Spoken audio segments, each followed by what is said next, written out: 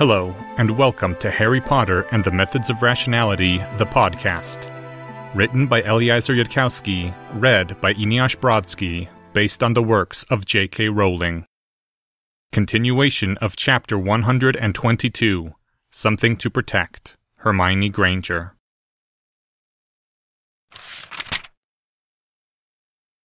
The sky had gone full blue-gray, dawn barely short of sunrise, by the time that Harry heard the sound of footsteps coming from the ladder that opened into his new office. Hastily, Harry stood up and began to brush off his robes, and then, realizing what he was doing, stopped the nervous motions.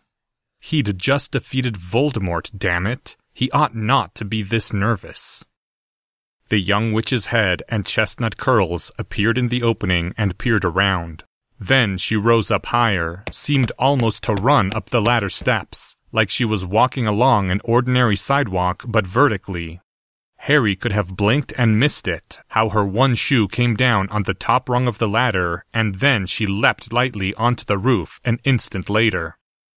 Hermione. Harry's lips moved around the word, but made no sound. There'd been something Harry had meant to say, but it had gone right out of his mind. Maybe a quarter of the minute passed, on the rooftop, before Hermione Granger spoke. She was wearing a blue-edged uniform now, and the blue bronze striped tie of her proper house. "Harry," said Hermione Granger, a terribly familiar voice that almost brought tears to Harry's eyes. "Before I ask you all the questions, I'd like to start by saying thank you very much for, whatever it is you did. I mean it really. Thank you." "Hermione," Harry said, and swallowed. The phrase, "May I have permission to hug you," which Harry had imagined using for his opening line, seemed impossible to say. "Welcome back. Hold on while I put up some privacy spells." Harry took the Elder Wand out of his robes, got a book from his pouch that he opened to a bookmark, and then carefully pronounced, "Hominum Revelio," along with two other recently acquired security charms that Harry had found himself barely able to cast if he wielded the Elder Wand. It wasn't much, but it was marginally better security than just relying on Professor Vector. "You have Dumbledore's wand." Her voice was hushed and sounded as loud as an avalanche in the still dawn air. "And you can use it to cast fourth-year spells?"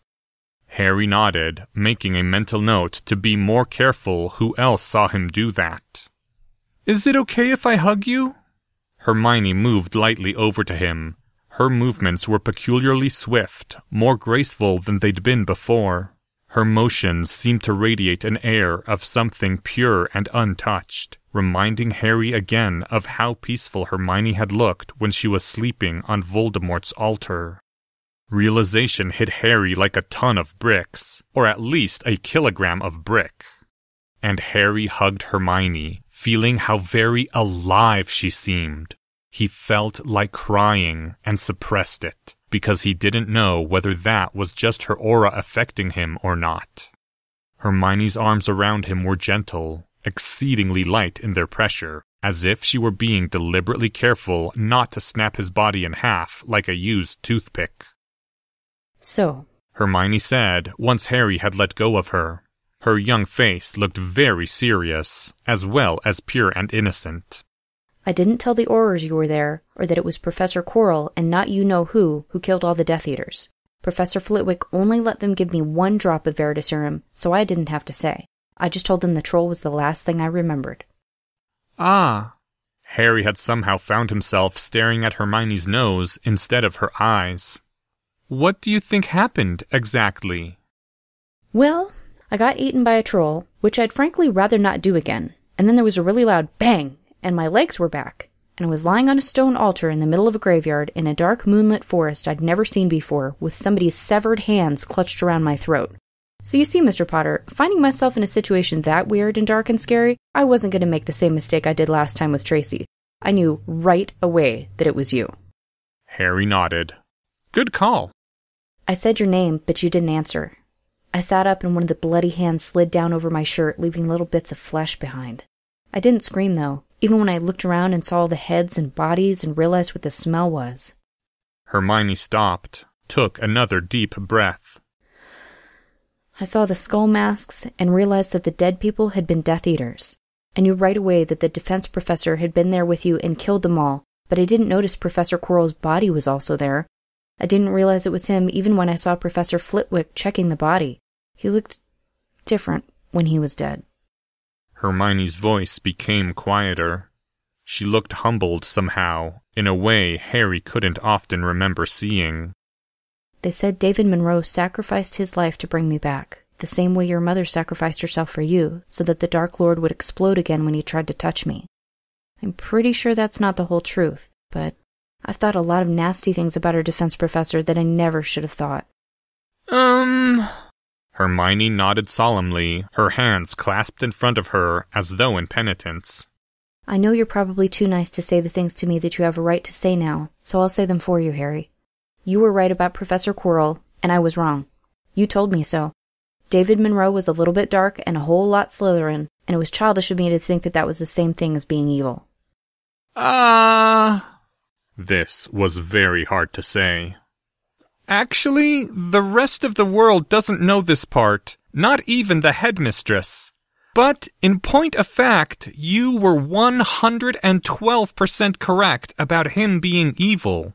And I'll remember for future reference that although dark and evil may not technically be the same thing, there's a great big statistical correlation. Oh. Hermione fell silent again. You're not going to say you told me so? His mental model of Hermione was yelling, I told you so! Didn't I tell you so, Mr. Potter? Didn't I tell you? Professor Quirrell is evil, I said, but you didn't listen to me! The actual Hermione just shook her head. I know you cared about him a lot. Since I was right after all, I knew you'd probably be hurting a lot after Professor Quirrell turned out to be evil, and that wouldn't be a good time to say I told you so. I mean, that's what I decided when I was thinking that part through several months earlier. Thank you, Miss Granger. Harry was glad she'd said that much, though. It just wouldn't have felt like Hermione otherwise. So, Mr. Potter, said Hermione Granger, tapping her fingers on her robes at around thigh level. After the Mediwitch drew my blood, it stopped hurting right away, and when I brushed away the little bit of blood on my arm, I couldn't find where the needle had poked me.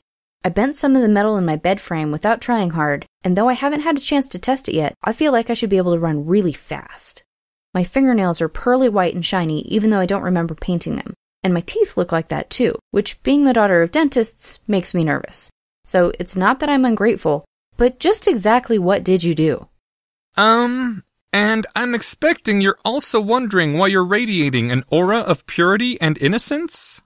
I'm what? That part wasn't my idea! Honestly! Please don't kill me! Hermione Granger raised her hands in front of her face, staring somewhat cross-eyed at her fingers. Harry, are you saying, my radiating innocence and being all fast and graceful and my teeth being pearly white, is it alicorn my fingernails are made of? Alicorn? It's the term for unicorn horn, Mr. Potter. Hermione Granger seemed to be trying to nibble her fingernails and not having much luck. So I guess if you bring a girl back from the dead, she ends up as, what did Daphne call it? A sparkling unicorn princess? That's not exactly what happened, though it was frighteningly close. Hermione took her finger out of her mouth, frowning at it. I can't bite through it either. Mr. Potter, did you consider the problems now that it's literally impossible for me to trim my fingernails and toenails? The Weasley twins have a magical sword that should work. I think that I would like to know the whole story behind this, Mr. Potter, because knowing you and knowing Professor Quirrell, there was some sort of plan going on. Harry took a deep breath. Then he exhaled. Sorry, it's classified. I could tell you if you studied occlumency, but do you want to? Do I want to study occlumency? Hermione looked slightly surprised. That's at least a 6th year thing, isn't it? I learned it. I started with an unusual boost, but I doubt that really mattered in the long run. I'm sure you could learn calculus if you studied hard, regardless of what age muggles usually learn it. The question is, Harry was having to control his breathing. The question is, do you still want to do that kind of stuff? Hermione turned and looked at where the sky was lightening in the east. You mean, do I still want to be a hero now that it's earned me a horrible death that one time? Harry nodded, then said, yes, because Hermione wasn't turning toward him, though the word felt blocked in his throat. I've been thinking about that. It was, in fact, an exceptionally gruesome and painful death. I did set some things up just in case you still wanted to be a hero. There were some short windows of opportunity where I didn't have time to consult you. I couldn't let you see me because I expected you to be given Veritaserum later. But if you don't like it, I can undo most of what I did, and you can just ignore the rest. Hermione nodded distantly. Like making everyone think that Harry, did I actually do anything to you-know-who? No, that was all me, though please don't tell anyone that. Just so you know, that time the boy who lived supposedly defeated Voldemort on the night of Halloween in 1981, that was Dumbledore's victory, and he let everyone think it was me. So now I've defeated a Dark Lord once, and gotten credit for it once. It all balances out eventually, I guess. Hermione went on gazing to the east. I'm not really comfortable with this, she said after a while. People thinking I defeated the Dark Lord Voldemort when I haven't done anything at all? Oh, that's the same thing you went through, isn't it? Yeah.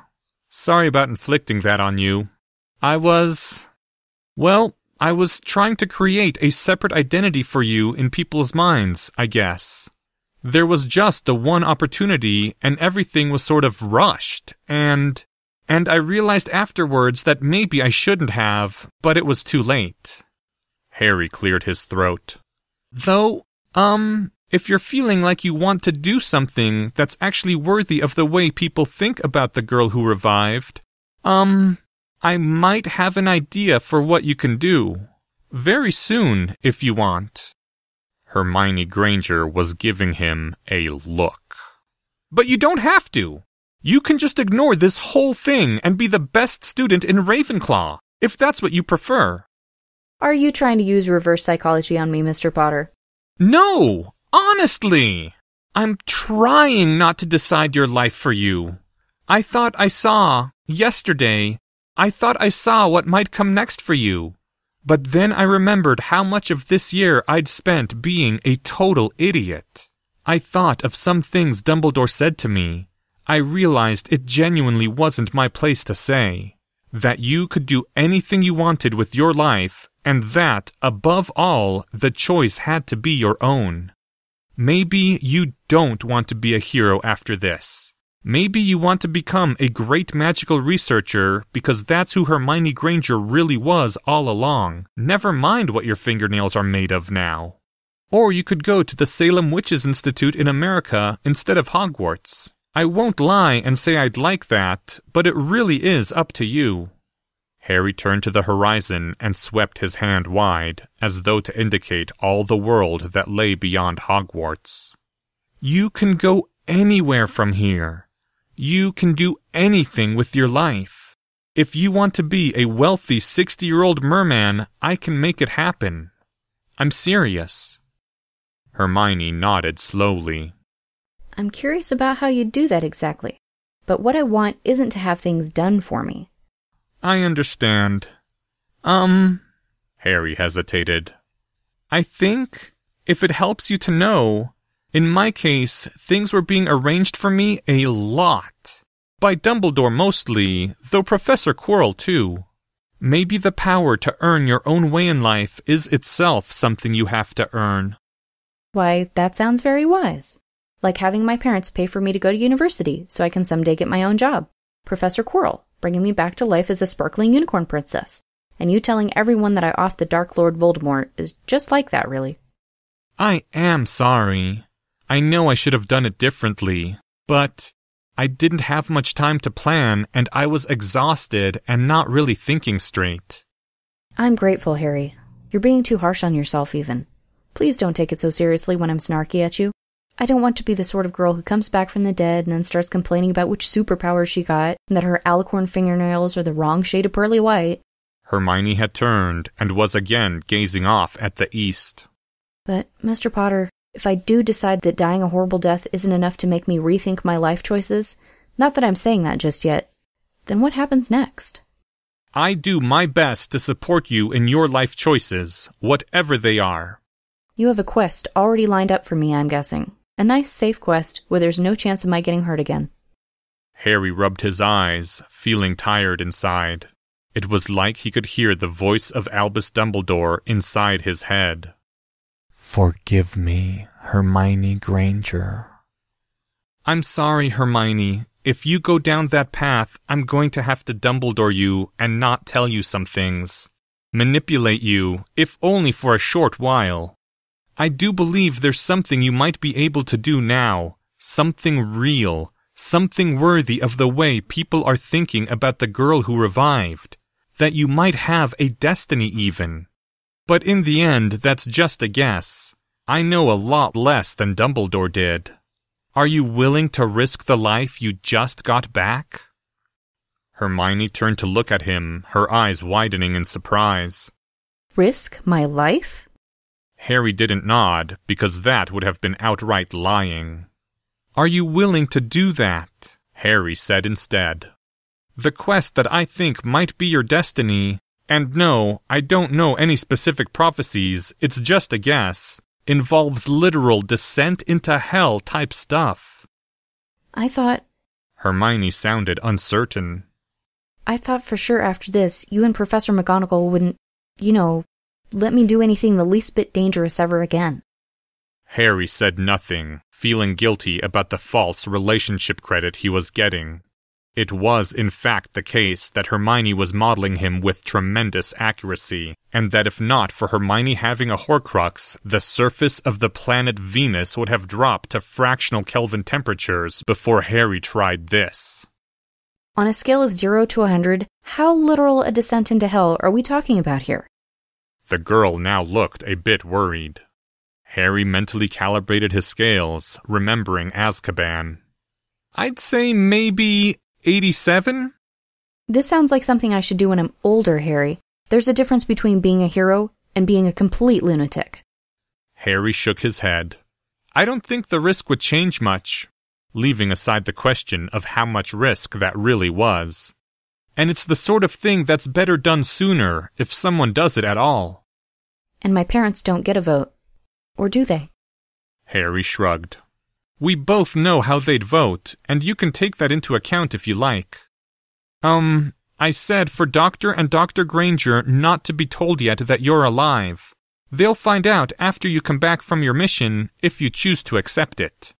That seems a bit kinder on your parents' nerves. They just get the one pleasant surprise, instead of having to worry about, stuff. Well, that's very thoughtful of you. It's nice that you're so concerned about their feelings. May I think about this for a few minutes, please? Harry gestured toward the cushion he'd set down opposite his own, and Hermione moved over with fluid grace and sat down to look out over the castle edge, still radiating peacefulness all over the place. They'd really need to do something about that, maybe pay someone to invent an anti-purity potion. Do I have to decide without knowing what the mission is? Oh, hell no! Harry said, thinking of a similar conversation before his own trip to Azkaban. This is the sort of thing you have to choose freely if you do it at all. I mean, that's an actual mission requirement. If you say that you still want to be a hero, I'll tell you afterwards about the mission, after you've had some time to eat and talk to people and recover a bit, and you'll decide then if it's something you want to do. And we'll test in advance whether returning from death has allowed you to cast the spell that normal wizards think is impossible before you go out. Hermione nodded and fell back into silence. The sky had lightened further by the time Hermione spoke again. I'm afraid. Not of dying again, or not just that. I'm afraid I won't be good enough. I had my chance to defeat a troll, and instead I just died. That troll was empowered by Voldemort as a weapon. Plus, he sabotaged all your magic items, just so you know. I died, and you killed the troll somehow. I think I remember that part. It didn't even slow you down. Hermione wasn't crying. No tears glistened on her cheeks. She simply gazed off at the lightening sky where the sun would rise. And then you brought me back from the dead as a sparkling unicorn princess. I know I couldn't have done that. I'm afraid I'll never be able to do that, no matter what people think about me. This situation is where your journey begins, I think. Excuse me, I shouldn't be trying to influence your decision. No. Hermione still gazed at the hills below her. She raised her voice. No, Harry. I want to hear this. Okay. I think this is where you start. Everything that's happened up until now, it places you in the same place I started out in September, when I'd thought of myself as just being a child prodigy before, and then I found something new I needed to live up to. If you weren't comparing yourself to me and my... Adult cognitive patterns copied off Tom Riddle. Dark side, then you'd be the brightest star in Ravenclaw, who organized her own company to fight school bullies and kept her sanity under assault by Voldemort, all while she was only 12 years old. I looked it up. You got better grades than Dumbledore did in his first year. Leaving aside the defense grade, because that was just Voldemort being Voldemort. Now you have some powers and a reputation to live up to, and the world is about to hand you some difficult tasks. That's where it all begins for you, the same as it began for me. Don't sell yourself short. And then Harry shut his mouth hard because he was talking Hermione into it, and that wasn't right. He'd at least managed to stop before the part where he asked if she couldn't be a hero with all that going for her, who exactly she thought was going to do it. You know, Hermione said to the horizon, still not looking at Harry. I had a conversation like this with Professor Quirrell once, about being a hero. He was taking the other side, of course, but apart from that, this is feeling like when he argued with me somehow. Harry kept his lips pressed shut. Letting people make their own decisions was hard, because it meant they were allowed to make the wrong ones, but it still had to be done. Hermione spoke carefully, the blue fringes of her Hogwarts uniform now seeming brighter against her black robes as the sky all around them became illuminated. There were no more stars in the west. Professor Quirrell told me he said he'd been a hero once, but people weren't helping him enough, so he gave up and went off to do something more interesting. I told Professor Quirrell that it hadn't been right for him to do that. What I actually said was, "That's horrible." Professor Quirrell said that, yes, maybe he was an awful person, but then what about all the other people who'd never tried to be heroes at all? Were they even worse than him? And I didn't know what to say back. I mean, it's wrong to say that only Gryffindor-style heroes are good people, though I think from Professor Quirrell's perspective, it was more like only people with big ambitions had a right to breathe, and I didn't believe that. But it also seemed wrong to stop being a hero, to walk away like he'd done, so I just stood there looking silly. But now I know what I should have told him back then. Harry controlled his breathing. Hermione stood up from her cushion and turned to face Harry. I'm done with trying to be a heroine, said Hermione Granger, with the eastern sky brightening around her. I shouldn't have ever gone along with that entire line of thinking. There are just people who do what they can, whatever they can.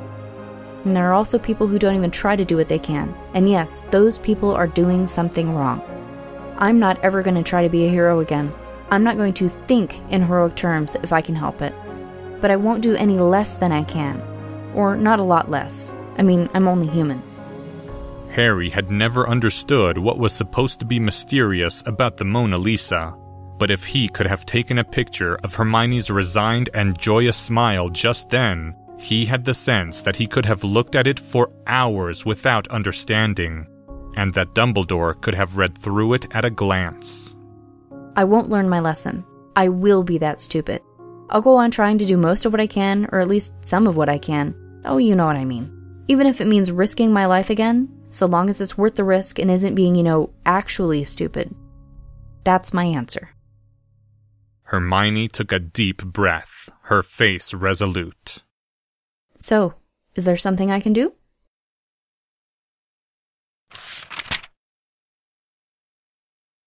End second part of Chapter 122. Thank you to the following people. Hermione Granger, Anonymous.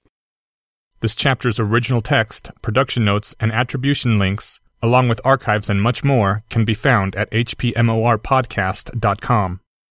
If you would like to learn more about the art of rationality, please visit lesswrong.com, an online community of aspiring rationalists founded by Eliezer Yudkowsky. Some sound effects used are courtesy of the Free Sound Project. Today's music is Morning Sunlight by Chrono Symphonic. Thank you for listening, and come back in 2 weeks for the conclusion of Harry Potter and the Methods of Rationality.